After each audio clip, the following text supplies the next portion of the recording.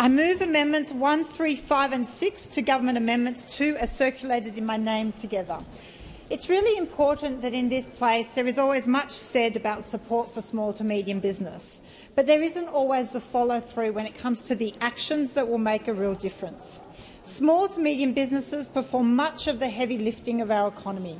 Together, they account for more than half of the nation's GDP and contribute to over $500 billion to our economy, providing almost 70% of local employment. Small businesses are struggling. The MYOB Business Monitor found that 33% of revenue decline in small business for December 2025. It also found that 24% of small business were struggling with maintaining cash flow. A fifth of small to medium businesses are still under pressure from late payment from customers, consistent with increased inflationary pressure we're seeing across the economy. Combined with the pressure of subsequent rental increases, cost of utilities, fuel prices, rising supply costs, lower consumer spending and, of course, much increased insurance premiums and the difficulty of finding and retaining staff, they continue to have a really negative impact on small to medium business. So we need to do more in this place to stand up for small business.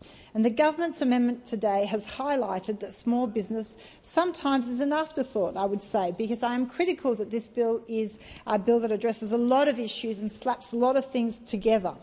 So the instant asset write-off is an important feature of the tax system and it should be made permanent. To that effect, I supported the amendment by the member for Petrie, but I would urge the opposition to now come and stand with me on this amendment because it is incredibly important we do more.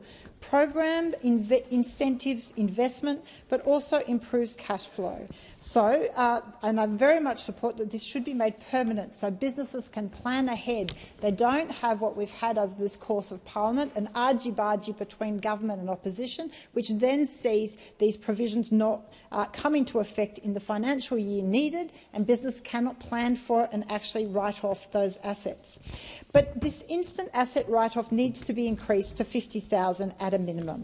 It reflects the instant asset write-off measures provided to small businesses during the pandemic. We know that was effective and efficient. Small businesses are still struggling with impacts of the pandemic, impacts of lower migration, high supply costs. Supported by small business groups and industries such as COSBOA, the Australian Chamber of Commerce, MYOB, as well as industry groups such as the National Electrical and Communication Association. They all support that this instant asset write-off should be increased to $50,000. The move to increase it to $50,000 will assist with the rising cost of goods and services and the urgent need to stimulate growth in productivity. These businesses need room to breathe. The rise of online cybersecurity will see a significant cost impact on small business. There has been a 20% increase in the cost of goods since the pandemic. For construction businesses, building costs have risen 40% since 2020. Costs of commercial vehicles have increased 104% since January 2020. All of these issues identify how $20,000, whilst a good start, is simply not sufficient to genuinely help small business.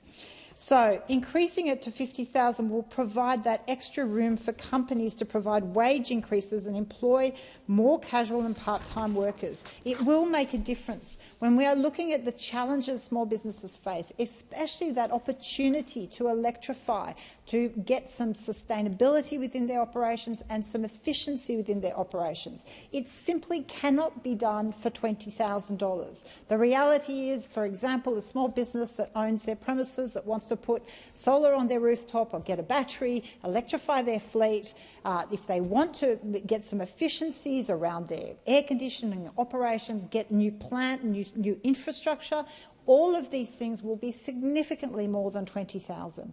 I've met with the Chambers of Commerce and many small businesses in my electorate. They are desperately asking the government and the opposition to come together with a meaningful change so that small businesses can improve their cash flow, invest in their structure and increase their productivity and ultimately employ more people within our community. So I urge the opposition, be more than just words, more than just promises at election time. Come and stand with us, and I urge the government, of course, to do it as well, to vote for this to be a $50,000 asset write-off for small businesses.